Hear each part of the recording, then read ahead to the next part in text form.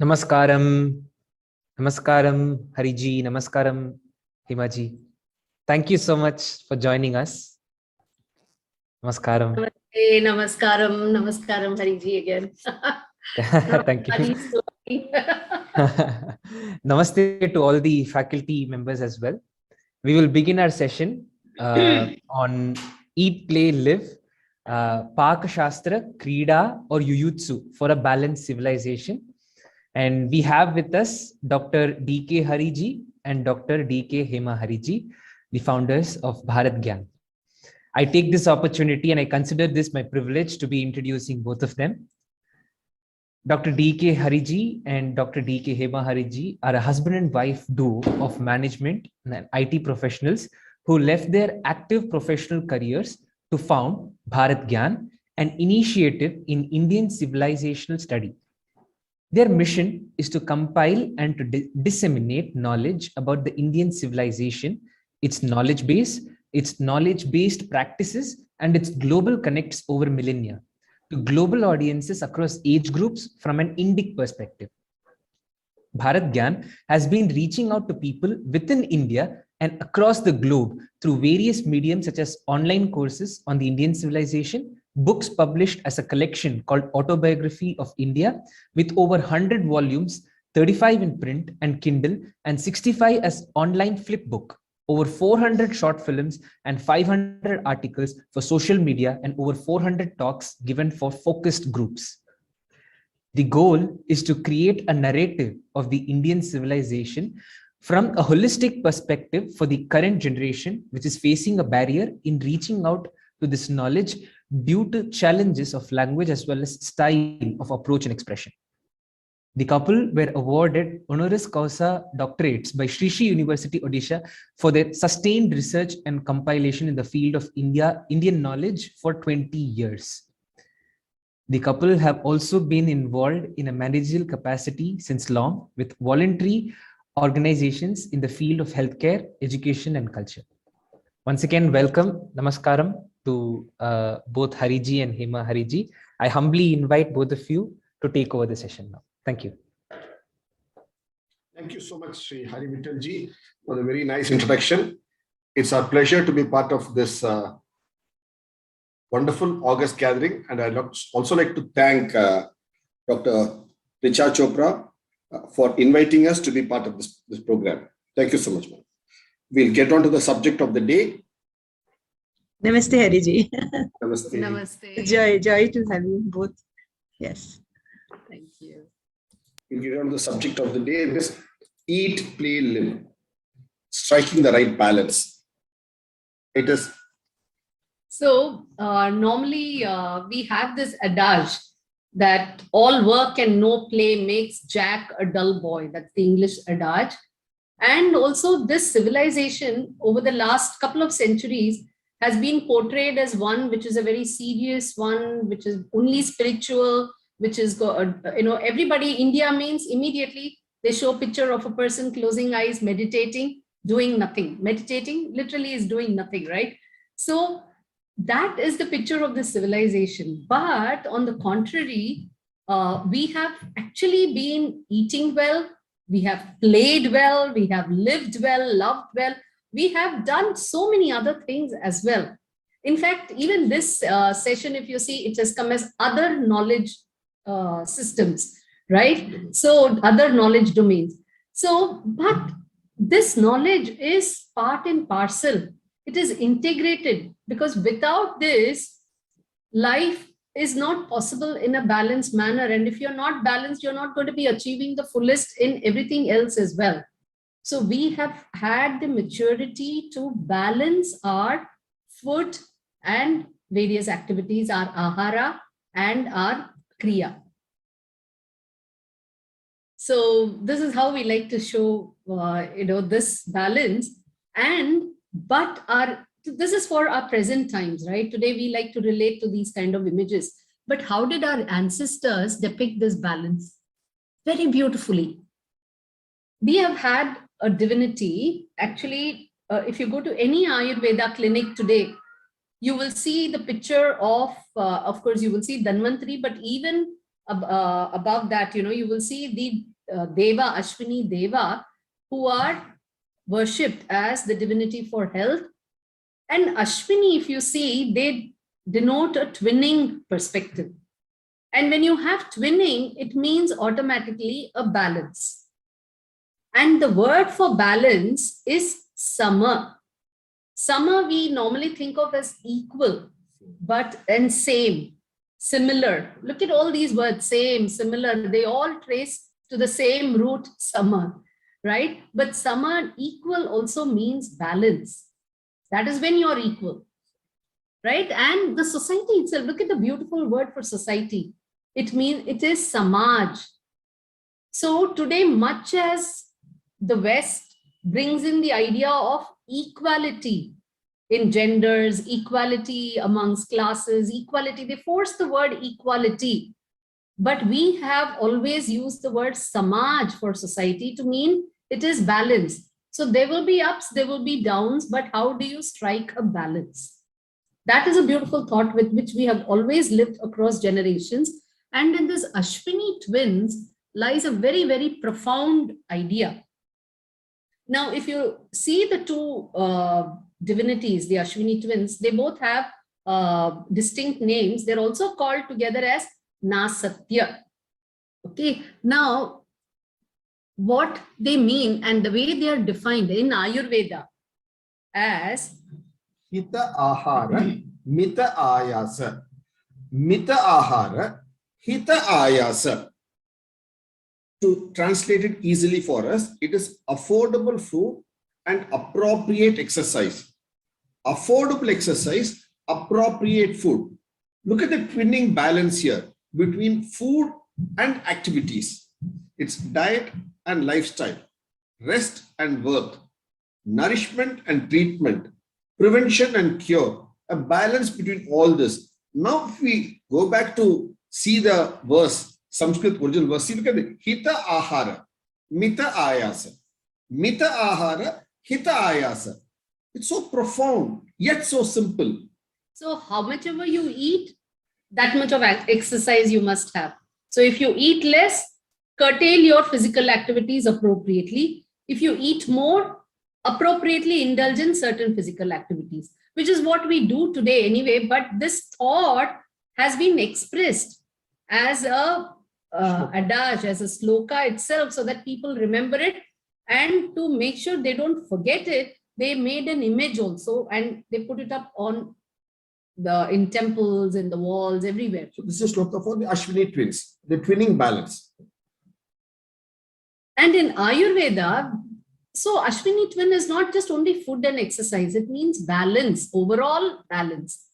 So in Ayurveda, they denote also a balance between preventive treatment or preventive prescription and cures. And curative. And look, that's why we call it Swastha Vrita, which is preventive, and Atura Vrita, which is treatment oriented. So that's a balance between the two. In Ayurveda, the focus is a lot more towards Swastha Vrita, whereas the modern medicine, allopathy, is more towards Atura Vrita. So that's again a balance you can see. So Ayurveda focuses on Swastha, the health.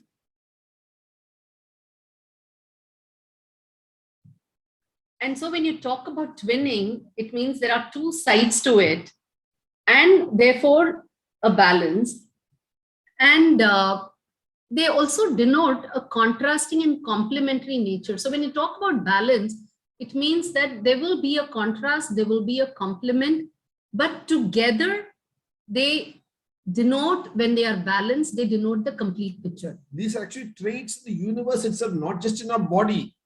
These are traits you see in the universe. So yata pinde tata brahmande. So it's across these complementary and contrasting nature, and the balance between the two is true to our body, is true to the body of the universe. And that is why you get the word Nasatya. And scientists, therefore, are also called Ashwinau.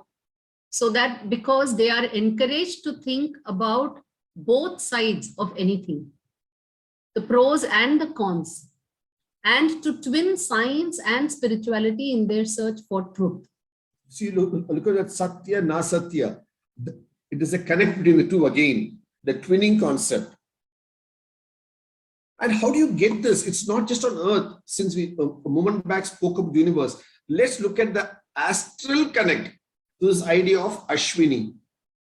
So, see, we just now, in the month October to November, in the lunar calendar, it's called the month of Ashwin. Why do we call that the month of Ashwin? Because in the month of Ashwin, what happens is, see, we all know that the earth goes around the sun and the moon goes around the earth, and together this earth moon system goes around the sun, right? And as they are going around, you have the constellations which form the backdrop in the sky for you to identify where you are as you're going around the sun through the year. So in the month of October to November, the earth is in such a spot where if you look at the sun, it will be at the Libra zodiac, which is Tula. And what is the Tula zodiac represented as in the sky? It is represented as, the stars in the sky, they resemble a balance. So there'll be a triangle. So it's like a balance scale. Tula Bharam.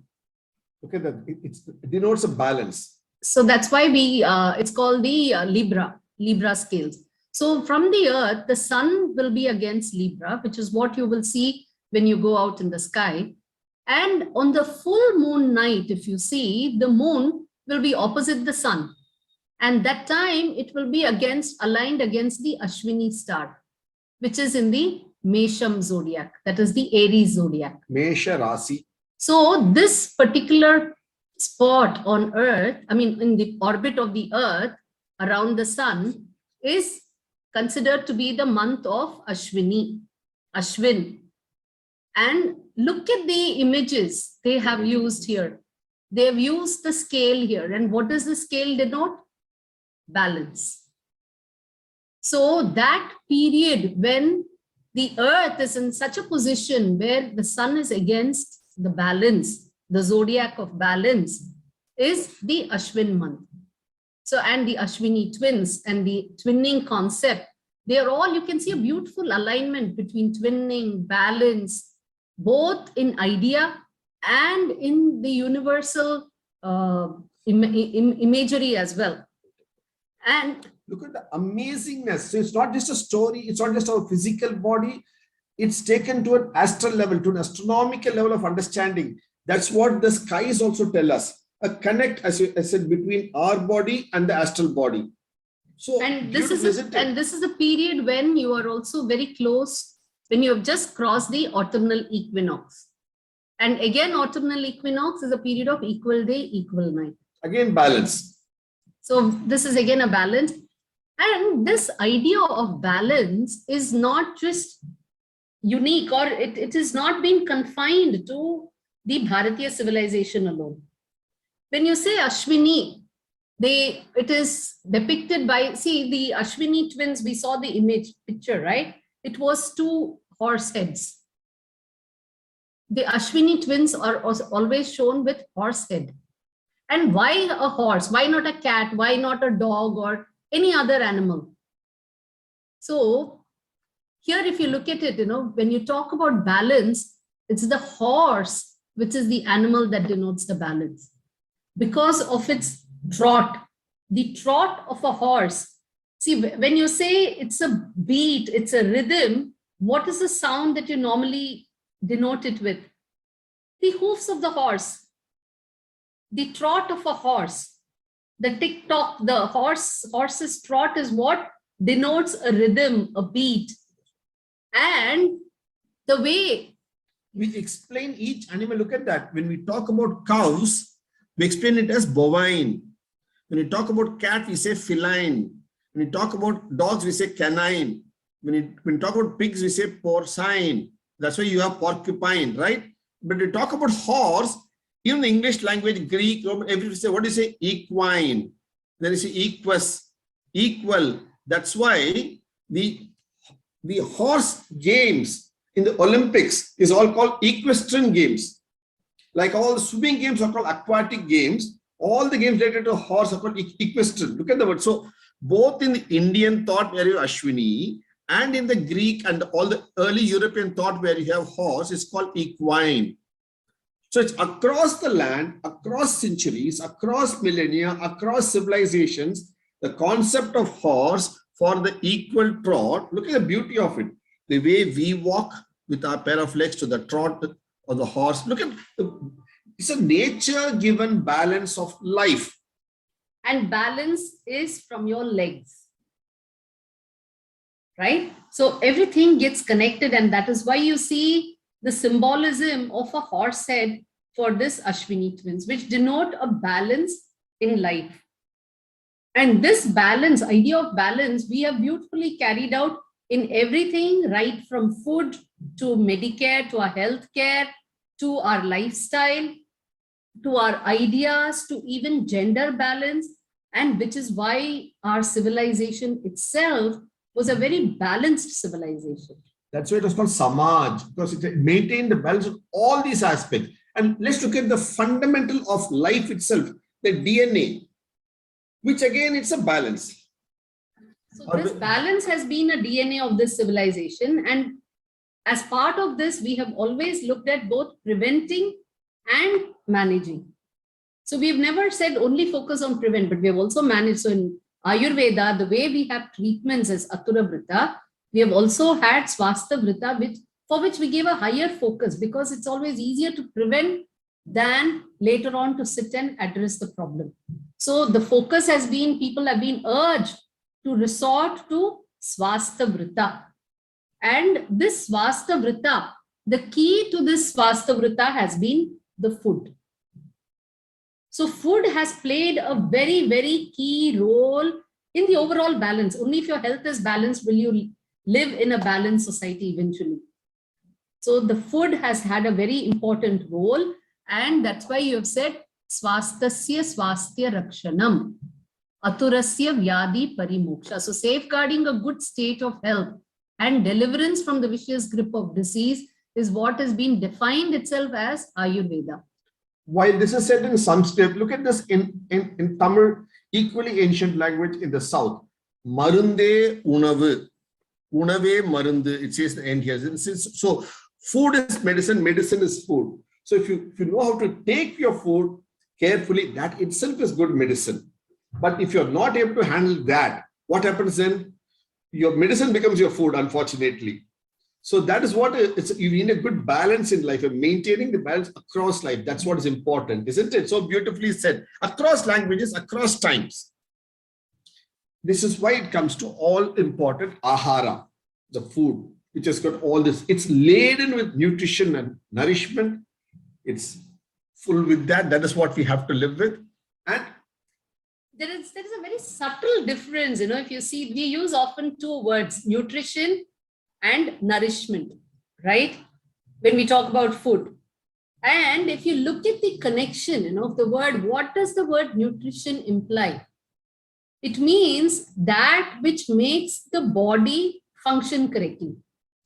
So the nutrition is that which drives the function.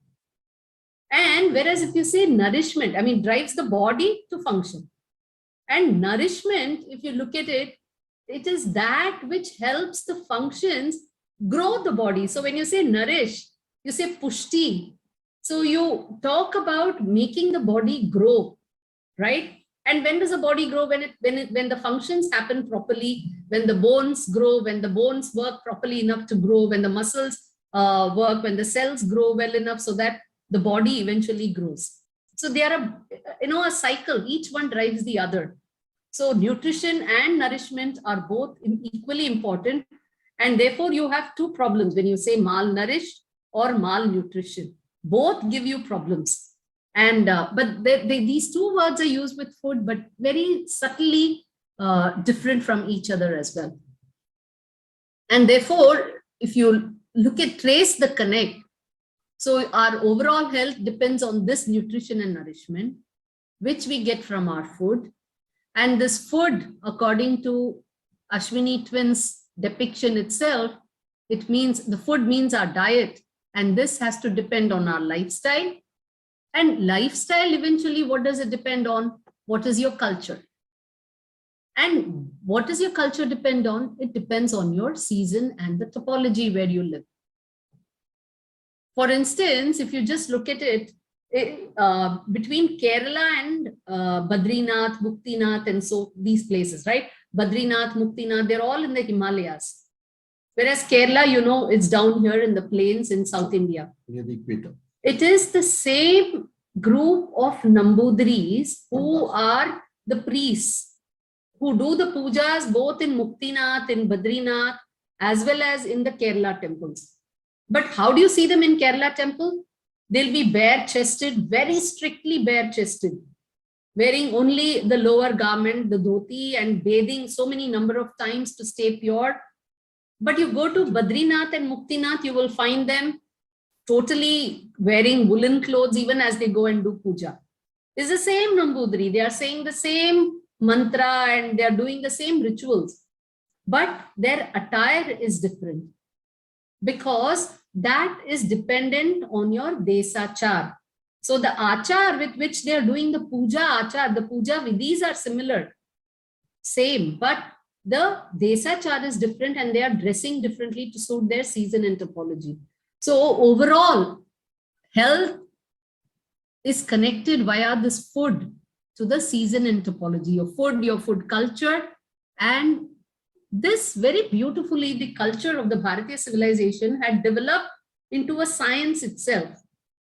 And the science spanned across different branches, one of growing your food, for which we had a very detailed branch, which is called Vriksha Ayurveda. So just as we have Ayurveda for our own body, we have had Vriksha Ayurveda to look after the plants which form our food.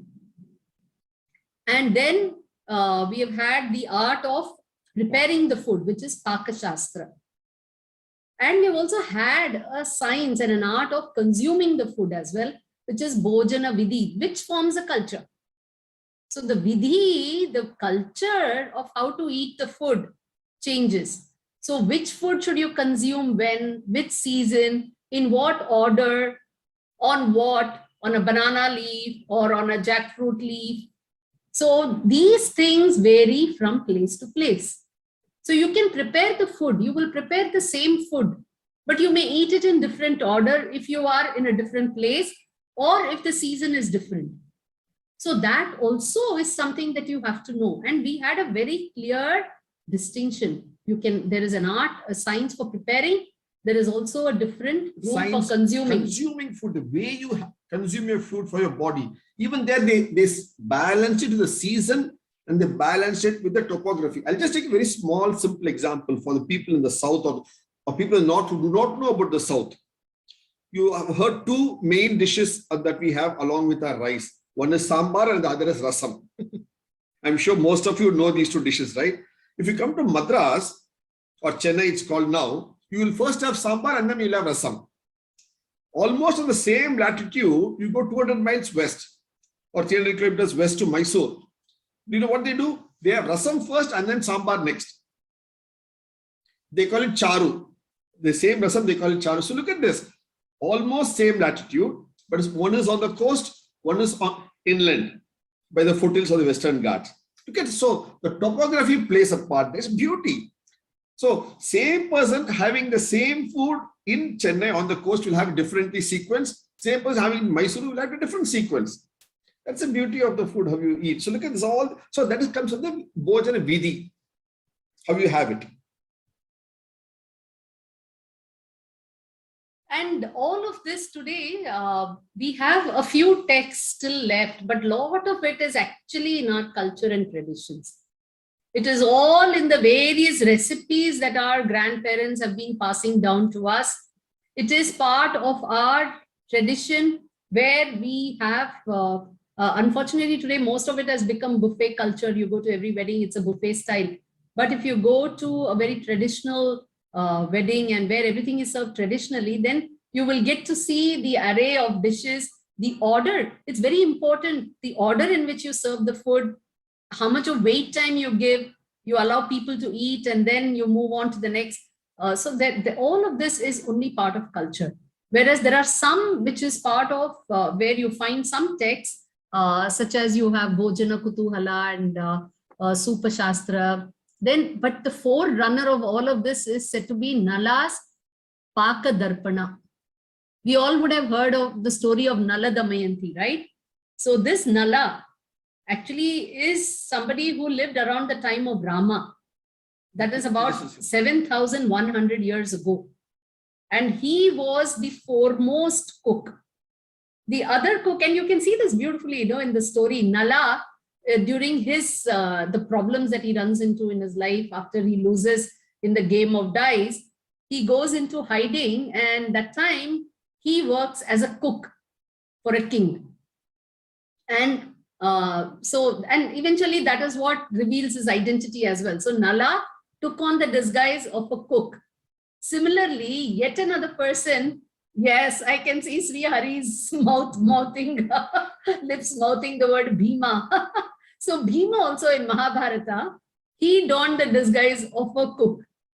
He is also supposed to have been a very great cook. So these are the people, and Nala's Paka Darpana is associated, and it contains a lot of aspects into this. We will just see a couple of them.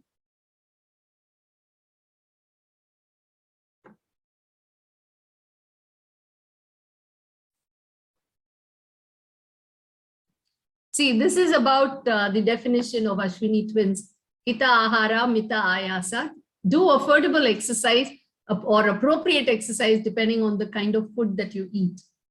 Otherwise, you have to do punishment. You'll be punished with bad health. And the idea how to eat your food, the banana leaves, it's a beautiful thought as to, there is also a leaf which is called mandara leaf. That is also, and badam leaves. These are leaves on which people have eaten food. So when you serve hot food on them, the hot food gets the enzymes out of the leaves, which get mixed in your food. And as it goes in, it gives a coating to your esophagus, alimentary canal. Okay. So that is why it's all so beautiful. So today, unfortunately, we don't do it. So we have to eat all the antacids. And how we have to be thankful for the food that we eat. This is in Ashtanga Hridayam itself. It says that while you eat, please eat with positive thoughts. Please thank the food and the preparer of the food. And for this thank you, we have a beautiful short phrase, right? We all just say a phrase called Annadata Sukhi Bhava. So that's a simple thing. You can say all the Brahmarpanam, everything you can say. But if you don't want to say that, you can just say one very simple thing, Annadata Sukhi Bhava. But this Annadata Sukhi Bhava, who is this Annadata Sukhi Bhava? Who is Annadata? Just pause for a moment and think, who is Annadata? Is it the mother who cooks the food, or the wife who cooks the food, or the cook in your house who cooks the food? Or who is the Annadata is a question. So we made a short film on this word Annadata itself. We'll play this for you just now. Just a short film for all of us to view. Yeah. Why do we say Annadata Sukhi Bhava before a meal? Annadata means the one who provides food. We broadly relate it to the lady of the house who cooks the food, or the farmer who grows the food grains.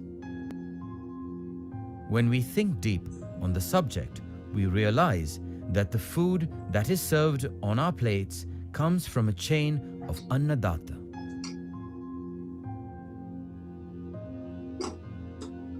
The chain begins with the microorganisms which provide nutrients to the soil. The earthworm which aerates the soil, the bullocks that plow the soil, the farmer who plants the crops and looks after them till they are harvested, the trader who ensures that the grains reach us everywhere we are, and finally, the one who cooks and serves the food with love and care. In this chain, we cannot afford to forget those who look after our water bodies to ensure there is sufficient water for irrigation.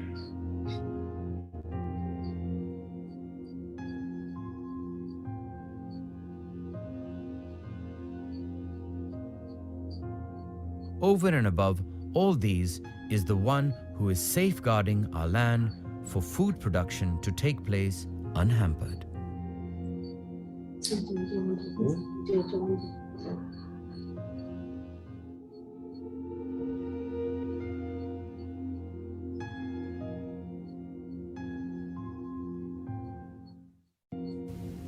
Thus, from the microorganisms to the earthworm, to the cattle, the farmer, the irrigator, trader, cook, and those securing all these, all formed part of the Annadatta chain. Each one in this chain has to be happy for this chain to be sustainable. This is what we pray when we say Annadatta Sukhi Bhava before our meal. It's so interesting as to look at this. So this is the shlok, this is the thing that slogan that our former Prime Minister came up with, isn't it? Jai Jawan, Jai Kisan. So same thing, it's about all Annadatta Sukhi Bhava. So there's again a balance to the chain itself we have. It's not just Ashwini twins balance, a balance to the whole chain. So let's look at the next point, please.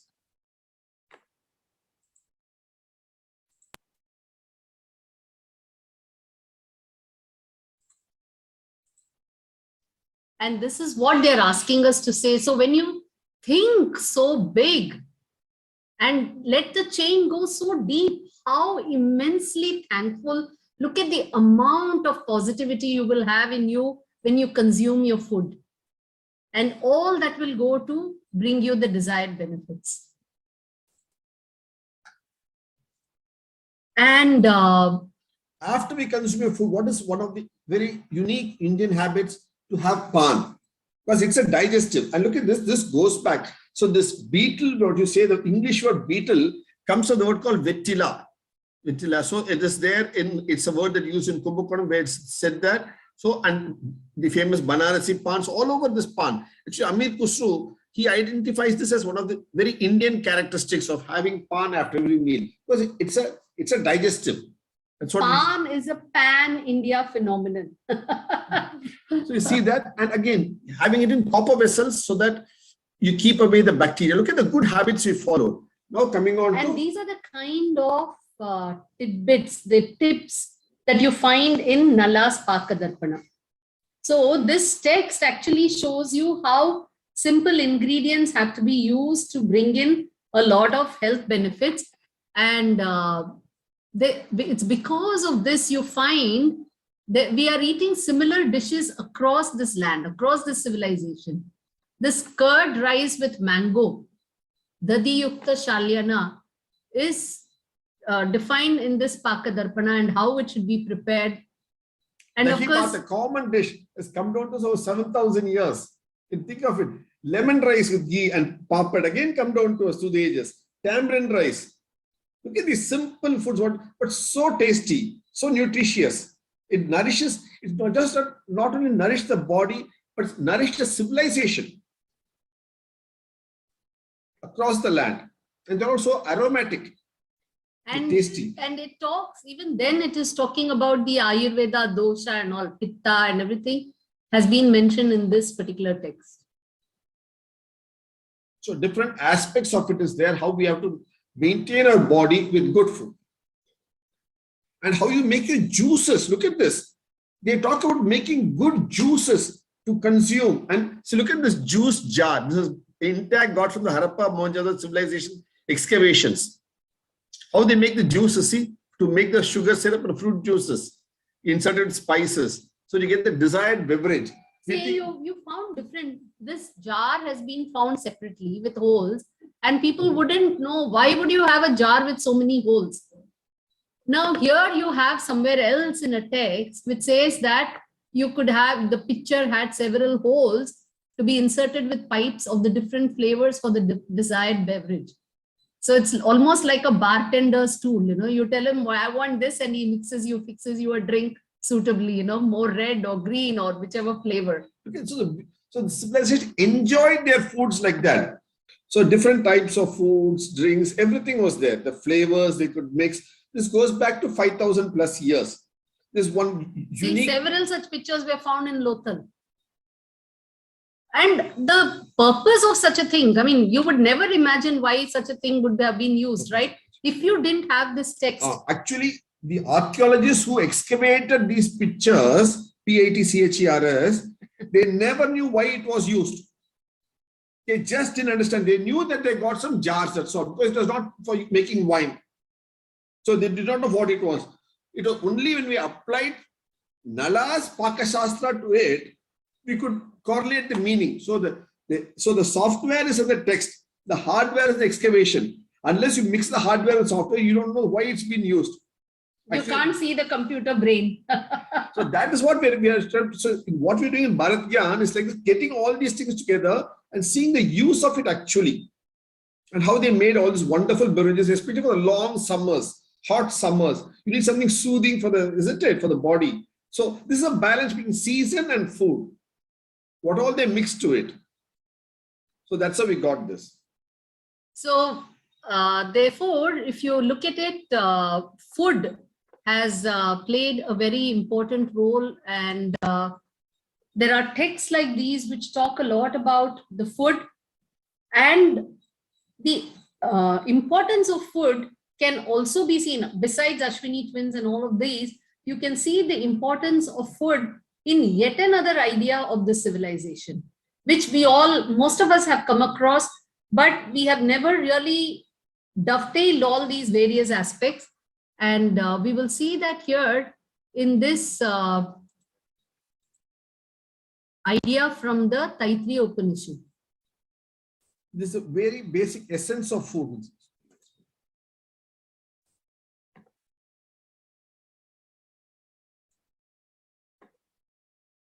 See, in Taittiriya Upanishad, they talk about 5 levels of needs. Needs of every individual. Annamaya Kosha, Pranamaya Kosha, Manamaya Kosha, Vijnanamaya Kosha, leading to Anandamaya Kosha. But for all this, the fundamental is Annamaya Kosha, food. Without Annamaya Kosha, none of the other kosha are possible. So while our Upanishads have dealt with how to realize bliss, how to go here, they have not left this out.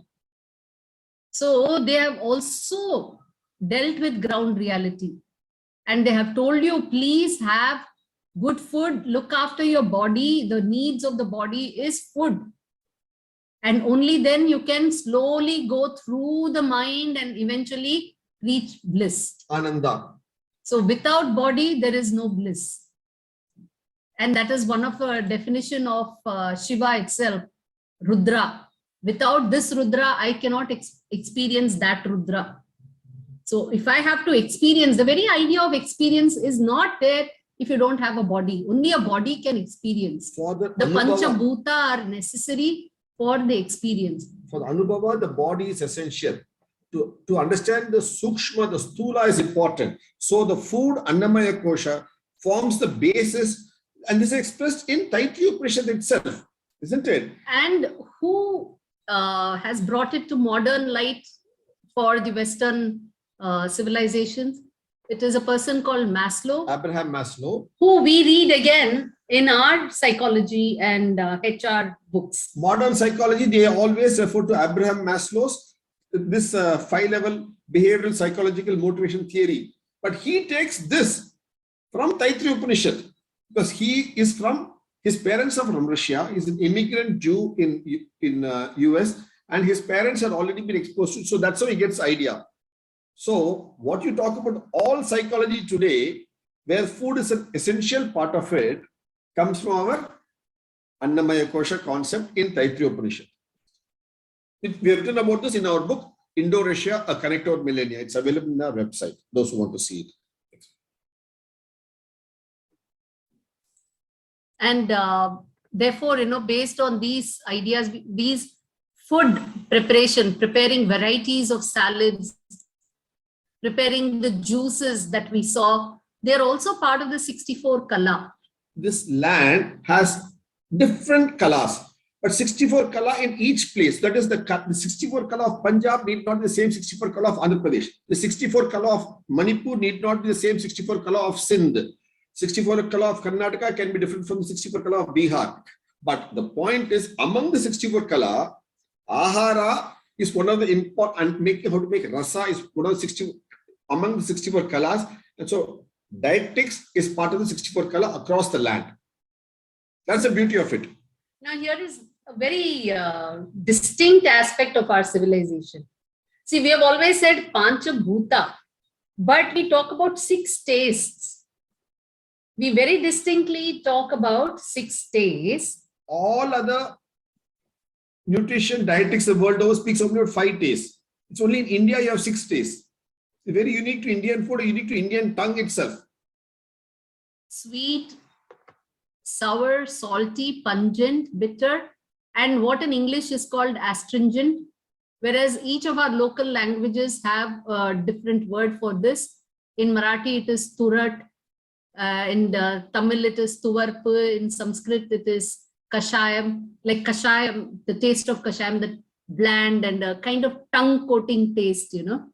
And we have gone ahead and we have attributed what kind of actions these tastes will lead you to. So when you have food of that taste, it creates this kind of a bodily response and emotional response, and which are the foods that give you that kind. So they made it into a science itself. The products, the foods that give you that kind of taste.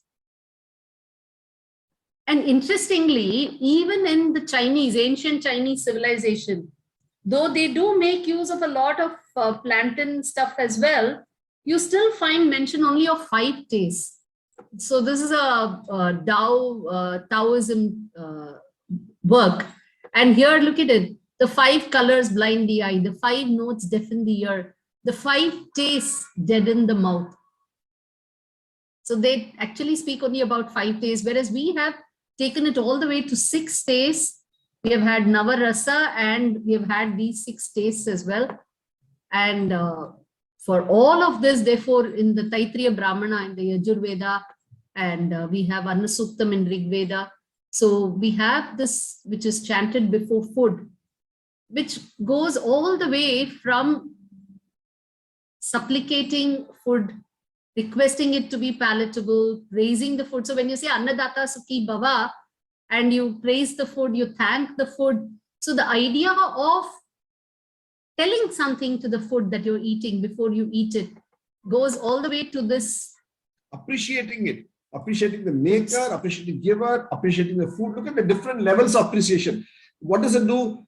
The food intake becomes that much better. It gives us better nourishment.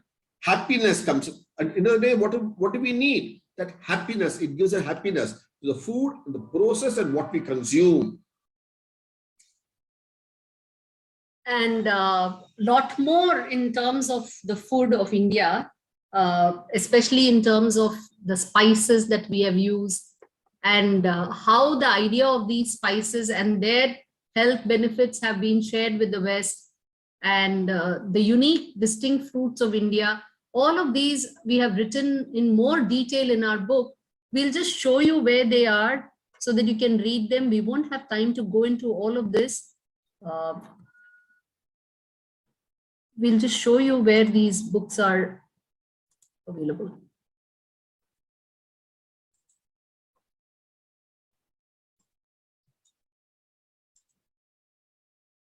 You can go to our website, bharatgyan.com. BHARATH, also works. And here there is the link called books. And the mini books are also there next to it. The mini books you can read on our website. And in this, you have the Brand Bharat series. So about the spices, you will find in the book Made in India. About the different fruits which are unique to India, you will find it in this Unique to India. So these books are available on Kindle also. And there are some about the myths like the chili and all that, which you can find in the book Breaking the Myths. That is what you see here listed here.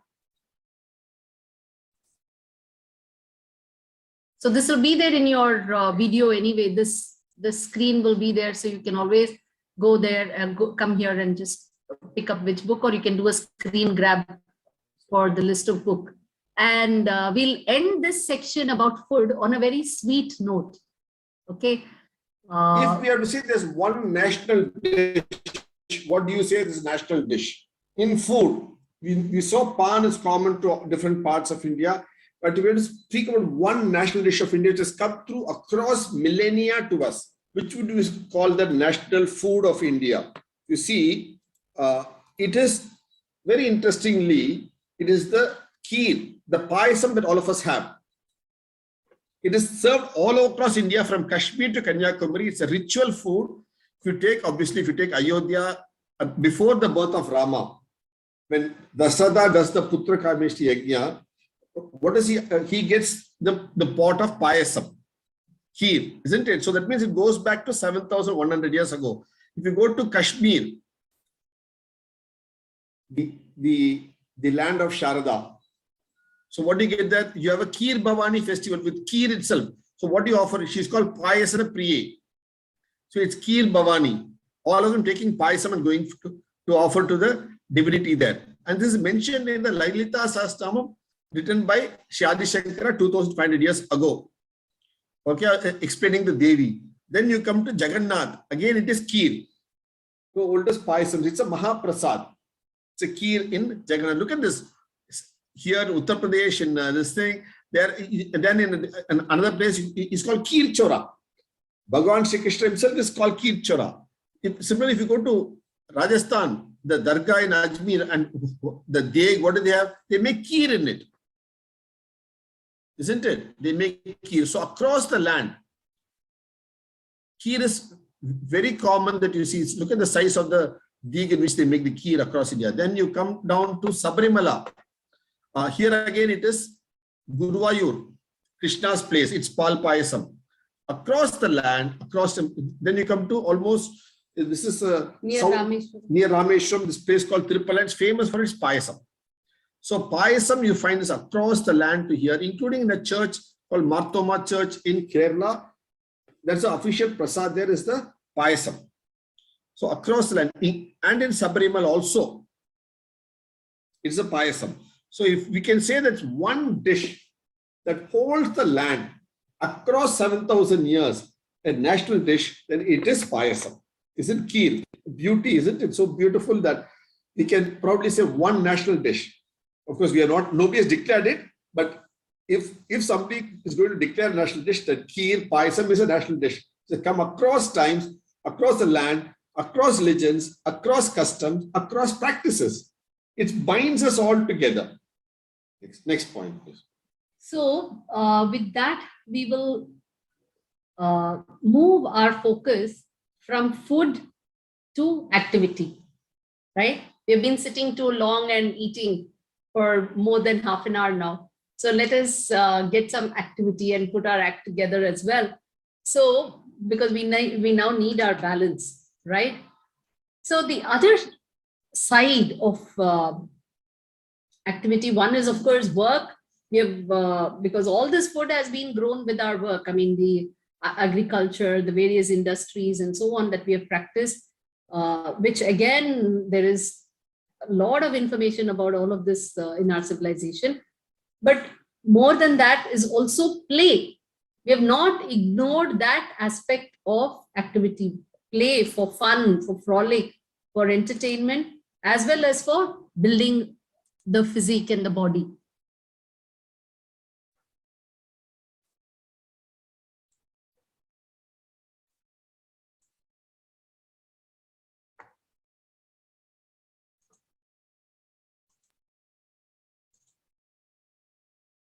The word play, we use krida, comes from the word karna, to do, because it's all about play, it's all about to do, isn't it? So that's the idea of it. And we have got a lot of games, both indoor and outdoor in India, which kept us both healthy and happy through the times.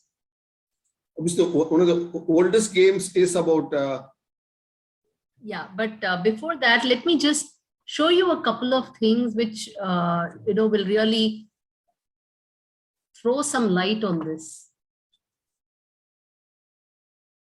Just So when play you some of our talk short about films. indoor, Board games. So we can see that what we think as simple board games that are played all over the world has its roots in India. Isn't it amazing? So we are the people, the precursor, the original board game. Let's see one more And board game. ladders. Board games have been played in India right through the ages. A lot of evidence lies in the form of patterns scratched on the stone floors of ancient archaeological monuments of India. The game Paramapadam was used to teach concepts of karma, moksha, moral values, maths and history, all rolled into one board game. It was called Gyanbazi by the Jains and Mokshapatam or Gyan Chopper in North India. The board game of snakes and ladders is modelled around this ancient game of Paramapadam played by the Pandavas and the Kauravas. The goal of the game is to reach Paramapadam, the lotus feet of Lord Vishnu in Vaikuntha. The snakes on this board represent vice and bad behavior, while ladders represent virtues and help one climb closer towards the last square, which can give moksha or liberation from the repeated cycles of births and deaths. The snakes were named after legendary infamous personages known for their vices, such as Kumbhakarna for laziness, Mahabali for arrogance, Ravan for ego, Bakasur for greed, and so on. The numbered squares on the board went up to 120, regarded in the Indian thought as the full term of human life. These numbered squares help the child learn to count and do maths. Professor Robert Siegler, a psychologist at the Carnegie Mellon University, Pittsburgh, US, says this about snakes and ladders. We believe the game helps children learn that the magnitudes of whole numbers increase in a linear fashion. The improvement in numerical tests is still measurable 9 weeks later, an easy way for parents to give their children a head start in maths. During the Victorian era, the impressed British took the Mokshapatam game to England as snakes and ladders, where the virtues and vices were replaced with Victorian sense of values. From there, it travelled overseas to America, where it was remodeled as Chutes and Ladders, the home of knowledge, wisdom and See how our game, what you call Paramadam, Mokshapadam, has gone to different parts of the world over the last few centuries as and become their games and come back to us as snakes and ladders. That's the beauty of it. It's come back to India, now, repackaged. what we will just do is we normally think it's only snakes and ladders and Ludo, which are, I mean, from the common talk, right? But if you see, there are so many other games that have gone from India to the world, and that means it was also practiced here, foremost, of course, being chess. So this book that Roots in India has got a separate section called Part 2, which is all started in India, which is about these various sports and games that have gone from here. You will see about chess. The story of just how the geometrical progression, arithmetic progression versus geometrical progression story, which all of you should be well aware of from the Sindhi legend. And here, let me just blow this up.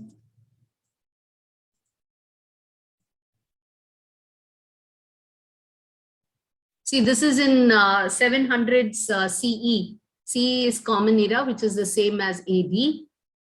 And there is this Persian scientist, author from Basra, Baghdad, and he says they have the game of chess, which is the noblest game, and demands high sense of organization and intelligence. And yet another letter again, which says they are the inventors of the Shatranj chess, which is one of the best intellectual games. So what was this game about? How it traveled? We have traced all of that over here.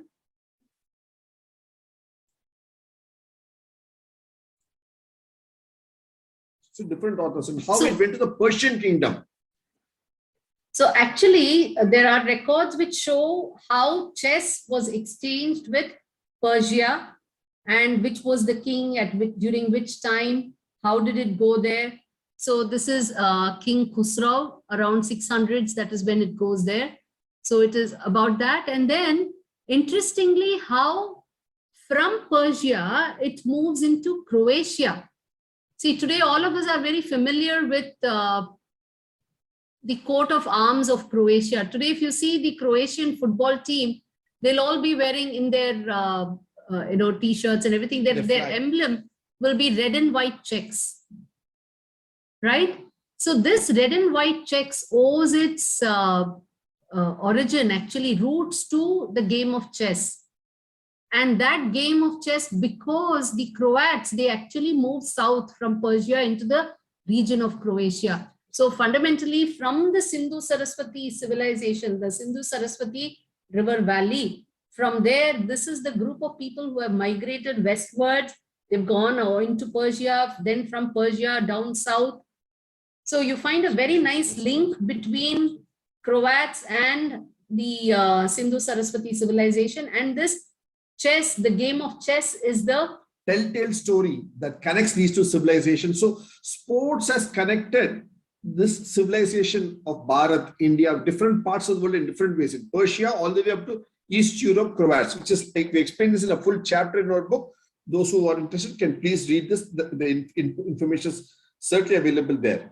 And these are some of the, from the Harappa local days, how the chess coins were used then. So while this Persian connect, you can see, you can trace it in 600, doesn't mean the game was only 600 CE, it was played, but it was played much longer, because you find these pieces in the Lothal archaeological site, which is more than 5,000 years old. So you have antiquity of these games going back to 5,000 years. And interestingly, there are legends that speak about the early game of chess, which was known then by the name Buddhi Bal. Buddhi Bal. Look at the name of the game. You know, in Maharashtra, it's called Buddhi Bal. And the game Buddhi Bal, the early reference is available where it is played by Ravana, the king of Lanka, and his very intelligent wife Mandodari, who is a daughter of Mayasura. And they both play this game Buddhi Bal. So you have this going back antiquity of going back by about 7,100 years and more. Look at the beauty of it. Mandodari is a very virtuous, noble, great lady, intelligent by her own individual self. And she is playing with her great Vedic scholar husband, Ravana, this game Buddhi Bal. So look at the antiquity of game, the sports that India has got. So in one of the very intelligent games of the world that's ever been produced in the world, one of the intelligent games of the world,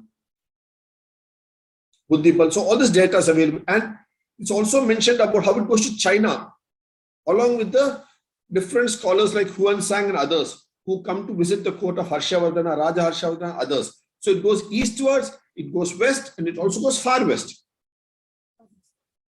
And eastwards also. And here is a map we have prepared as to how this game has traveled to different parts of the world, different times, and what all names it takes. So chess is spread from India across millennia. So we used to call it Chaturanga, from the 4 arms of 4 departments, 4 wings of an army. And from there, that we had names like Buddhi Bal, Ashtapada, because it was fundamentally 8 squares. And then it became Shatranj, Shatramrita, then Shamat and chess. So Shatranj becomes chess, and Shamat in Persia, which means the king is dead. Because you have to kill the king. Checkmate. To checkmate the king, isn't it? So Shamat, which became checkmate.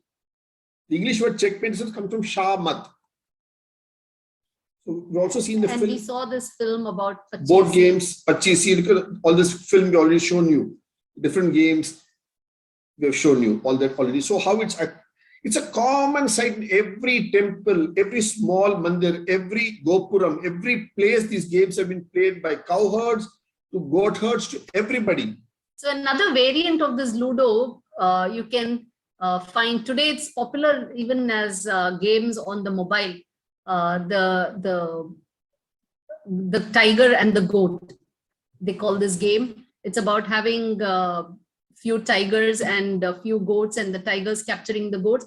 And the telltale sign is you will find these kind of drawings in many of the old temples. Shelters where people used to stay. So they used to play these games in the afternoons. Look at this. So they kept themselves mentally occupied.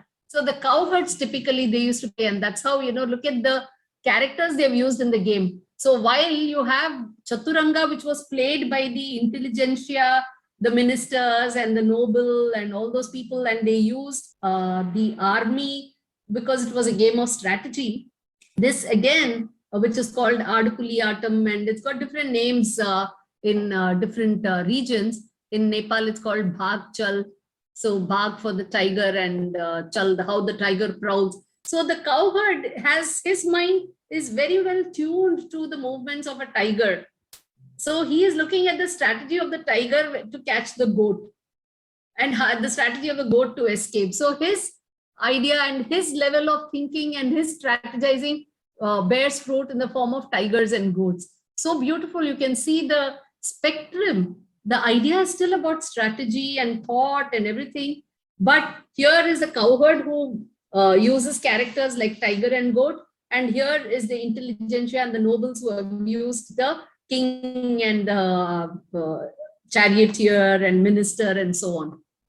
But both have been board games to have been, and both have influenced the world.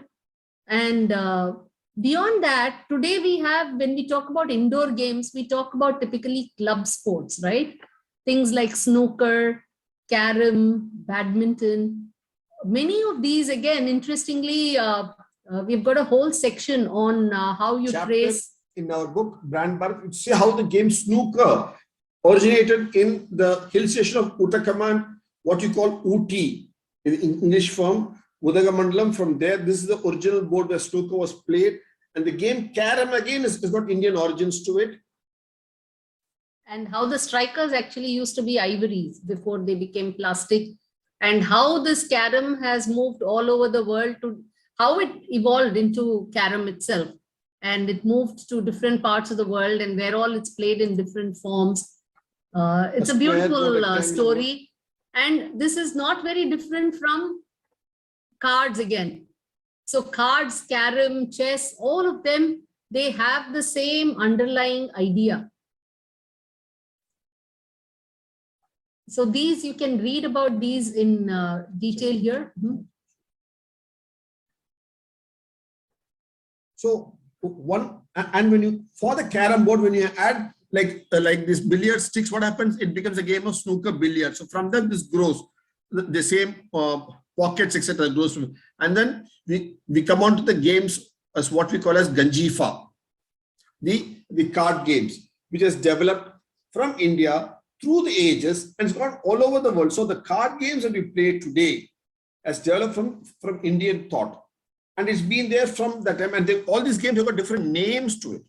So there used to be sets, the set of horse, of Ashwapati, Gajapati, Narapati, Gadpati, Dhanapati. So there used to be different sets. And each became a suit. And from there it moved on and became Ganjifa set of cards during the Mughal times.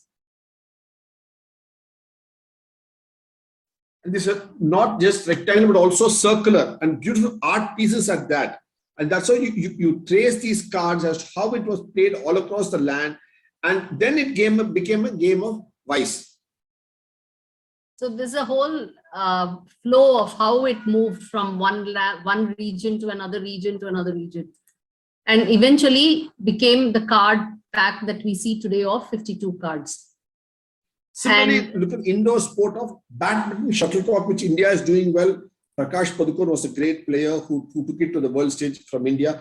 But the game badminton itself, its original name is Pune. Look at this, the original name of the game is Pune because it was played in Pune, what you call Pune today. 150 years ago, it was called Pune. It was played there. So that is a game, because it was taken by the Britishers from here to the Hall of Badminton to be played in England. It got the name badminton, but originally it's an Indian origin game. We used to have a game called Pandu Kali and that is there in as part of one of the subjects which were taught in schools. If you look at the system of education as has been documented by taught in the Gurukula. And this has been written by Europeans. when they visited India long ago. So from their records, you find these words, Pandukali, as one of the subjects itself. And Pandukali means it's the game to be played with ball and the rules and so on. And those rules were then improvised and played as Puna in badminton by the British. They took it to the West, and that's how then finally the game became popular. And today India is doing well, back again after 100 years, doing well in the field of badminton. We're again world champions. Look at this. It's all come around a big circle, but we need to recognize and own back the game. Because if we don't own back the game, badminton, they will call it a British game. It's for us to say the original game is here from Pune. Unfortunately, we should know the information to own it back. Similarly, the royal... And also bring back pride into these games. Otherwise, these games are, they take a second place. But these are games that have actually taken birth in the soil, and therefore they need to be celebrated. And here is yet another game. This is the hall of badminton in the Gloucestershire estate. This is the original hall. Painting on this. Now we have got all the Indian players playing this game so well in the world stage. So it's our game. Next, other game. So one other game which has been played on this land and which we have kind of given away the brand itself to form a global brand is the game of polo. This game has been played in the Manipur land region for more than 4-5 millennia, and it was called Pulu there. The ball with which this game polo is played was called Pulu by the local Manipuri name, from which comes the English name polo. And here is the paintings, photographs of the first Britishers who learnt it from the Manipuri Rajas and from the Manipuri Yuvarajas, the royalty of Manipur playing this game. Look at this. So the horses, and it was played on horseback, and it was on the native Manipuri horseback. It was not the Arabic horses. No, it was by played, as she says, on the Manipuri horses, which is the famous native horses of the land of Manipur. So how you can trace it back? Where all do you find records of this game? All of this is there. We urge you to read it because talking about it will really take a lot of time. And likewise, Manipur is also home to another popular game of today, which is hockey. We are going to be coming out, releasing a book shortly on Manipur, in which we will be describing these two in great detail. The roots of hockey itself comes back to Manipur. That's the beauty of it. Okay, so among like polo, which is played on horse, hockey is played on foot. Come, sir. We'll just show you a film on that, please. 1 second. We'll show you a short film. Badminton originated in India. Shuttlecock badminton, this game also has its origin in British India. Around the 1860s, the British officers devised this game in the cantonment of Pune, as Pune was called then in the Bombay Presidency. Hence, this game itself was first called Pune. Pune used to be played by these officers in the evenings along with their wives and friends. This game was later taken to England in the year 1873. The Duke of Beaufort, Gloucestershire estate, took a fancy to this game and played it in his hall known as Badminton Hall. From here on, the game acquired the name badminton. It is popularly played not only in England and India, but also in China, Malaysia, Indonesia and Denmark, among the other countries of the world. As being the land where this game originated, India had a series of champions in this game like Prakash Padukone, Pulela Gopichand, Saina Nehwal, P.V. Sindhu, Kidambi Shrikant, and the list is growing. If we trace the history of the formation of the Silchar Polo Club, we learn how the British officers learned this game from the locals who had been playing it by the name Pulu with a wooden ball. It is from this that the British gave the game the name polo. Lieutenant Joseph Shearer of the British Army is listed in history as the father of English polo for having founded the Silchar Polo Club in 1859, along with 7 other founding members. The rules were formulated around 1863, teams were formed, and the game took off by 1868. This photograph shows one of the very first British polo teams established in 1868 by members of a mountain battery in Manipur, a state in eastern India, tracing to Pulu of Manipuris in Indian history. Raja Chandrakirti Singh, the king of Manipur, had told Lieutenant Sherer then that the Manipuris had been playing this sport for over 2000 years. King Ningtao Kangba, the first and foremost king of Manipur, period 1405 BCE to 1359 BCE, is recorded to have played this game. Puyas, the ancient scripture of Manipur, traces this game by the name Pana to their first king. A game was played during the time of Nongra Lairine Pakangba with Namu Pong, the followers of Poiritin, the ruler of Manipur, from 34 BCE to 18 BCE. Thus, it is a 3,500 years old Indian sport. Today, Manipuri ponies are famous for being used in the game of polo. Polo thus has had its origins in Pulu of Manipur, a state with a rich, ancient and royal history. This makes it one of the oldest and continuously living sport of the world. Thus, polo is 3,500 years old Indian sport that is now played all over the world. The home of knowledge, wisdom and philosophy. Isn't it amazing? The famous world sport has its origins in our Indian Northeast Kingdom of Manipur. And we want to bring out this. Let's look at the other famous sports of the world. Contact sports, wrestling, all the India karate. and karate, jujutsu, martial arts. India has also been a land that has offered many different kinds of contact sports. The word karate comes from the root word kra, meaning to do, and karam for hands in Sanskrit. Karate is indeed a sport played with limbs, hands, mainly karam. Karate involves using certain spots on the limbs where power can be focused to deliver impact on the opponent. The famous Japanese martial art, the name Jujutsu, has its origins in the Sanskrit word Yuyutsuhu, which means desire, mentality to fight. The word Yuyutsuhu draws its root from the Sanskrit word Yuddha for fight. In the medieval period around 760 CE, there was a great Buddhist monk by the name Bodhidharma who travelled from South India over the seas to China. His objective was to spread Buddhism along with the knowledge of meditation or Dhyan, which became Chan in China, and Zen in Japan, giving rise to Zen Buddhism. Bodhidharma is described as having learned Kalaripayattu, an Indian parent form of martial arts. It is from this and the Yoga Mudra hand positions that Kung Fu and other martial art forms are described as having evolved when Bodhidharma stayed and taught at Shaolin.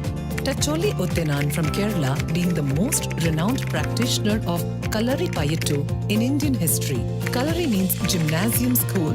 Payattu means exercise, fights. Another parent form of Indian contact sports is Kara Tandavam, a martial art form which is a dance of the limb.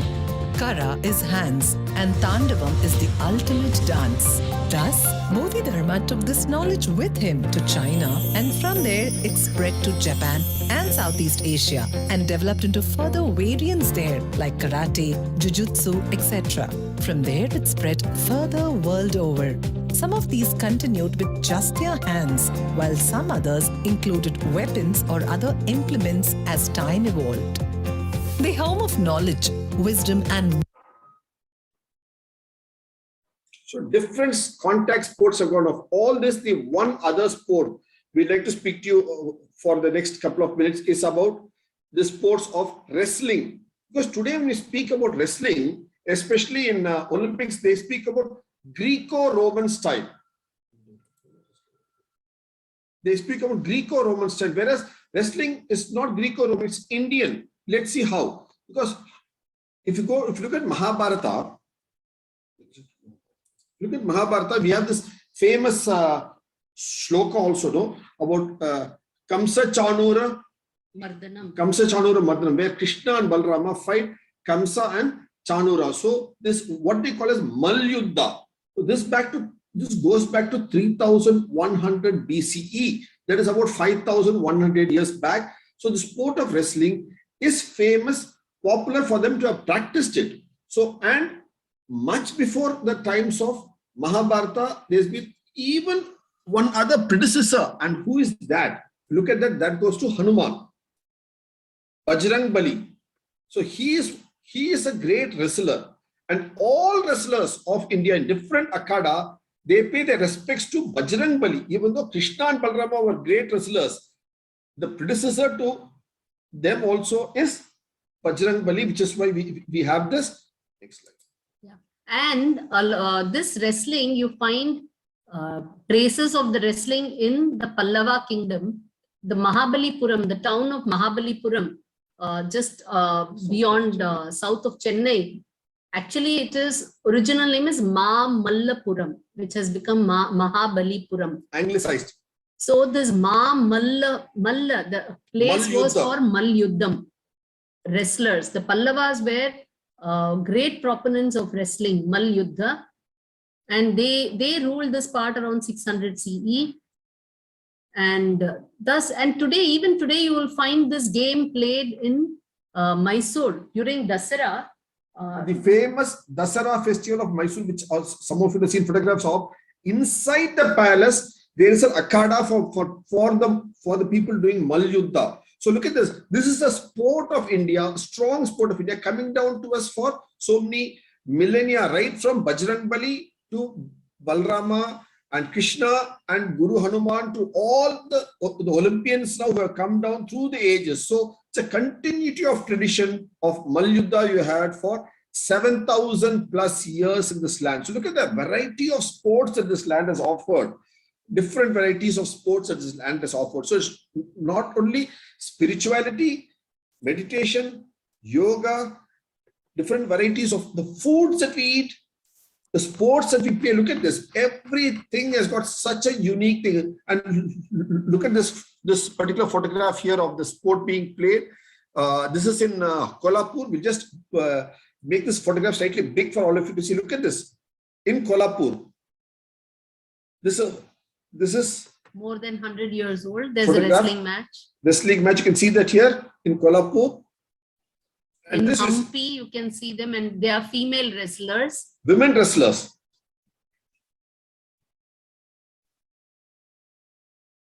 So here again, there is a wrestling scene. In Karnataka. So across the land. We'll show you some more. So similarly, the idea of wrestling comes like that. Then the idea of stadium, when we speak about stadium, normally all of us are told the Roman stadium. Colosseum is the oldest stadium in the world. Yes, it's an old stadium. It's 2,500 years old. But India had stadiums in Saurashtra which are 5,000 years old. Twice the antiquity and equally big in size. See, this is the stadium at Olympia. So today, the fad is to go to Europe, go to Athens, go to Greece, go to Olympia and look at the stadium. You will see nothing, just a small patch which goes back to 6th century BCE. That is 2,500 years ago. Similarly, you go to Rome, you will see the Circus Maximus. Again, this has been reconstructed in 1930, but the 6th century one lies a few feet below. But this is what you see. This is what we go all the way there to see, but we don't take the trouble to go to Dholavira here, just at this, in the western parts of India. Or Kirsara. Look at the stadiums here. This is the stadium in Dholavira. And this is 5,100 years old. Twice the antiquity of what you find in Greece or Rome. So the idea of stadia are very Indian and double in antiquity. And what were they called? Because the stadia is a Greek word. We had a local term for it. It was called Rangabhumi, Rangamanch. Rangabhumi, and there's a lot of literature about this. In Bharata's Natya Shastra also you find a lot of definition for how should the Rangamanch, the Rangabhumi be. And designed and worked on. And they found archaeological excavations found at Dholavira. They found this Rangabhumi, and they found a lot of artifacts here. Peg holes for how tents and stalls would have been erected. So it used to be a major event. So sports is not something that we have neglected or we have never practiced. So we practiced, we had good food. We also balanced it with a lot of good sports besides various other physical industries and other activities as well. So we were a very balanced civilization. We were not Jack the Dull Boys. Certainly not. So we have the balance of all this put together, good food, good exercise. So going back to the shloka, hitahara, mitayasa, mitayasa, hitahara. So we balanced the both and we had a holistic society, and we've taken this to the east along with Bodhidharma, where we got karate, kung fu. All this came from a temple in North Kerala. There's a Kalariamman temple in Kannur, north of Kannur, from where all the Kalari sports originated. Then came to the Pallava kingdom. From the Pallava kingdom, it went eastwards. That's way. Similarly, all the Malyuddha sports went west. Today, again, I repeat, the Olympic sport is called Greco-Roman style. That is what few hundred years old. The wrestling style of India, the Malyuddha style of India is unfortunately not recognized because we ourselves have not recognized it. When will the world recognize it? When we recognize it ourselves. So we need to recognize our sports. Polo, we are not recognizing it ourselves. Pulu, we have to own it. If we don't own it, somebody else will own it. Snakes and ladders, we have to own it. Every board game, we have to own it. So that the lesson for us, if we don't own this balance, the balance will be taken away by others and will be sold to us at their price. So it is for us. And our cost. And we'll be paying for the repackaging that they're doing of our product. That's what is happening. So we need to know what are our strengths, what are our balances, what are our good aspects, and then understand it, share it with our generation, and then so that we know to use it. That is what would give us strength and dare in our civilization. Dare, we should have dare in our civilization and strength. Confidence about our civilization, which is what we have done repeatedly, so that we know how to use our civilization well. I'll just show you one slide. Look at this. We need to have a strength and dare. That we need to have confidence in our confidence in India. Our own ethos, our ways. And then we have to be dare. We should dare to follow our ethos, adopt our ways.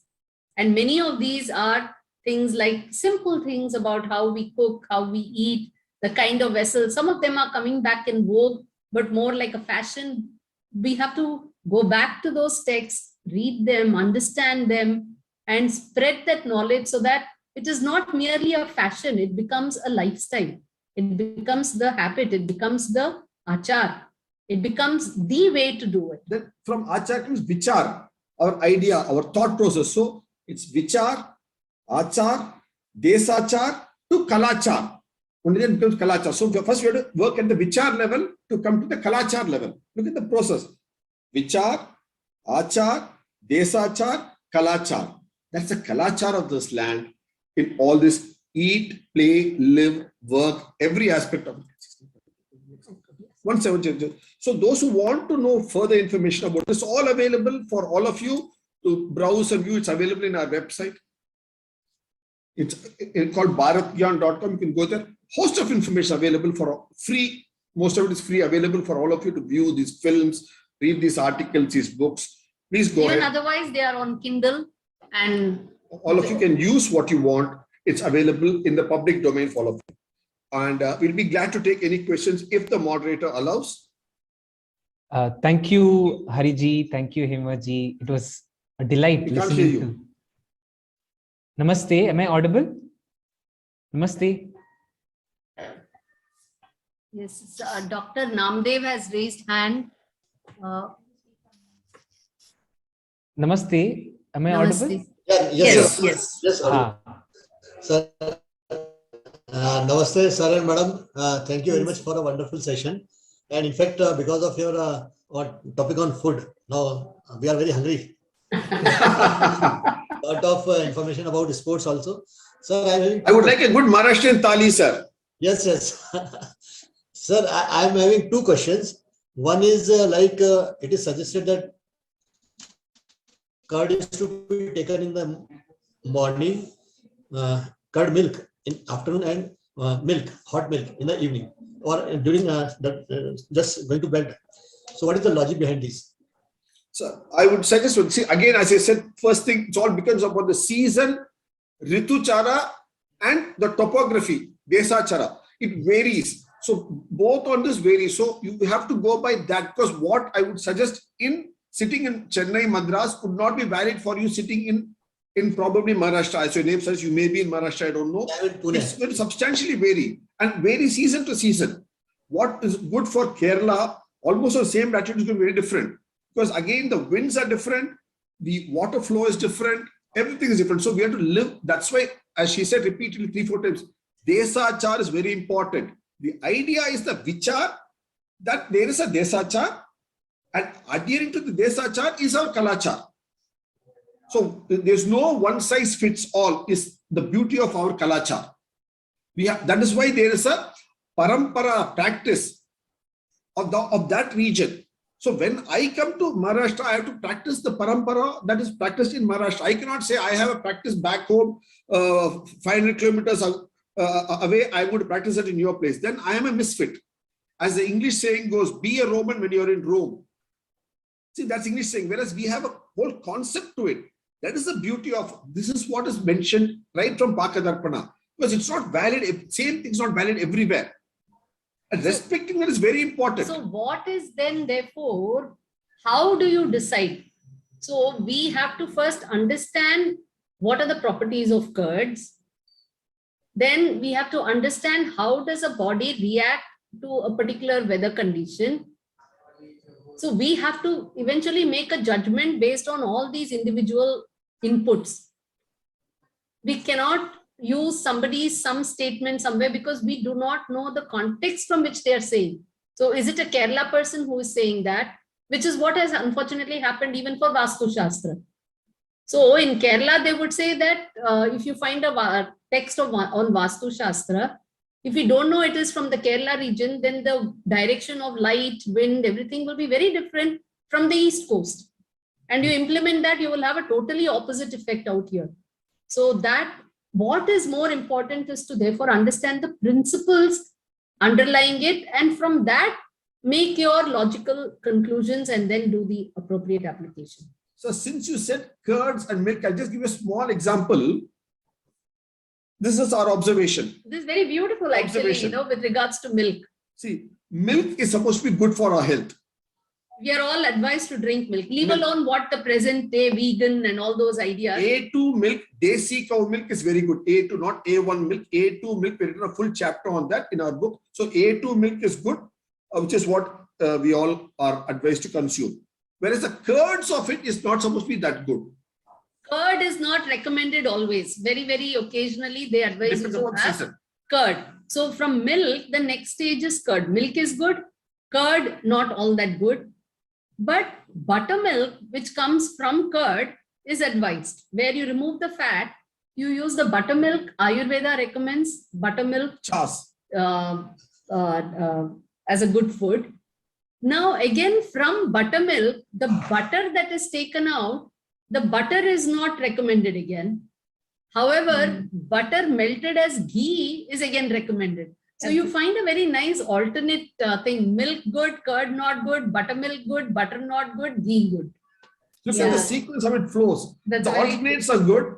The intermediaries are supposed to be taken with caution. It's not saying not good, it's taken on seasonal, on need, at caution. So there's a balance even there. In the same product, the way you treat it and consume it gives you the balance. And in South India, there is a saying, more periki kudi, meaning dilute the buttermilk and drink. Yes.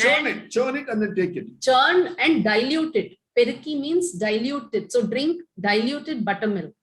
And neyya uriki sapad, meaning uriki means melt. So have melted ghee. Don't have the warm solid ghee. Have warm ghee, not the ghee which has got granules in it, not that ghee. So melt and eat. So there are so many such small adults. So as far as food is concerned, I think what we all have to really do is to try to collect all these cultural inputs. It'll be very hard to find texts that will have, you won't find a Veda text which will have all of this. Yes, this ma'am, knowledge- absolutely. And you've actually been able to summarize all of this in your session. It was extremely enriching, ma'am, to have both We of hardly Thank you. scratched the surface. Thank you Thank so much. Thank you so much. We all, Really. each of we've got such cuisines, and we can see so many names. That means you're all from so many different regions. Yes. So if you can bring in culinary, cultural inputs, that itself will be a beautiful, compendium. Yes. That is the need of the hour. We are actually a little bit hard pressed for time, ma'am. We would have really loved to take a lot more questions. We are also joined by Dr. Anil Joshi ji. Thank you. He's also here. Yes, so- namaste. Yeah. Namaste, Anil ji. Namaste. So if it's okay with both of you, we would like to take some of the questions in a Word doc and relay it to you. Please. Email it to you Sure. if that is okay with you. Unfortunately, Completely I'm a bit hard pressed on time today, ma'am. Absolutely. Thank you so much for giving us the Thank time. you. It was the our opportunity. pleasure. And Thank those you who so want can much read for our this. books and It was a films. very valuable session. Thank you. Namaste. Namaste. Namaste. Namaste. Dhanyavad. Thank you so much, ma'am. Dhanyawada. Namaste. Thank you.